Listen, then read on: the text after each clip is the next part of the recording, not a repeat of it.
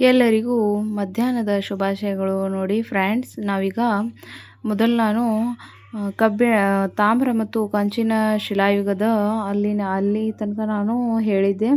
ಈಗ ಅದರ ಮುಂದಿನ ಭಾಗವಾದ 6ನೇ ತರಗತಿಯ ಅಧ್ಯಾಯ 1ರ ಭಾಗ 1ರಲ್ಲಿನ ಕಬ್ಬಿಣ ಯುಗ. ಈಗ ನಾವು ಇದ್ರ ಬಗ್ಗೆ ಎಕ್ಸ್ಪ್ಲನೇಷನ್ ನಾನು ಮಾಡುತ್ತೇನೆ, ವಿವರಣೆಯಾಗಿ ನೋಡೋಣ, ತಿಳಿದುಕೊಳ್ಳೋಣ. ನೋಡ್ರಿ, ಮೊದಲು ಏನೈತಿ, ಕಬ್ಬಿಣ ಅತ್ಯಂತ ಗಡುಸಾದ ಲೋಹ. ಕಬ್ಬಿಣ ಇದೊಂದು ಏನಿದೆ, ಅತ್ಯಂತ ಗಡುಸಾದ ಒಂದು ಲೋಹವಾಗಿದೆ. ಇದು ದಕ್ಷಿಣ ಭಾರತದಲ್ಲಿ ತಾಮ್ರಕ್ಕೂ ಮೊದಲೇ ಬಳಕೆಯಲ್ಲಿತ್ತು. ನೋಡ್ರಿ, ಇದು ದಕ್ಷಿಣ ಭಾರತದಲ್ಲಿ ತಾಮ್ರಕ್ಕಿಂತ ಮೊದಲೇ ಇದೇನಿತ್ತು, ಬಳಕೆಯಲ್ಲಿ ಇತ್ತು. ಕಬ್ಬಿಣವು 3500 ವರ್ಷಗಳ ಹಿಂದೆ ದಕ್ಷಿಣ ಭಾರತದಲ್ಲಿ ಬಳಕೆಗೆ ಬಂದಿತು. ನೋಡ್ರಿ, ಕಬ್ಬಿಣವು ಎಷ್ಟು ವರ್ಷಗಳ ಹಿಂದೆ ಅಂದ್ರೆ 3500 ವರ್ಷಗಳ ಹಿಂದೆ ದಕ್ಷಿಣ ಭಾರತದಲ್ಲಿ ಬಳಕೆಗೆ ಅದು ಬಂದಿದೆ.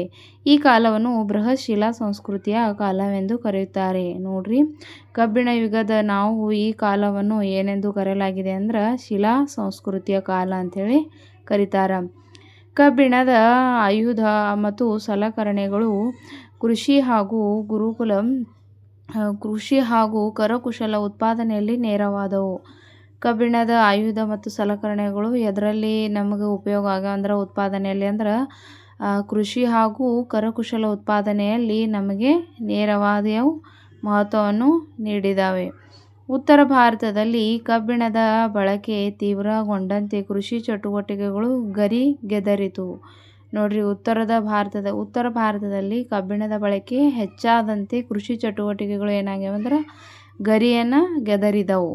ಇದರಿಂದ ಹೆಚ್ಚುವರಿ ಉತ್ಪಾದನೆ ಉಂಟಾಯಿತು. ಹೆಚ್ಚುವರಿ ಉತ್ಪಾದನೆಯನ್ನು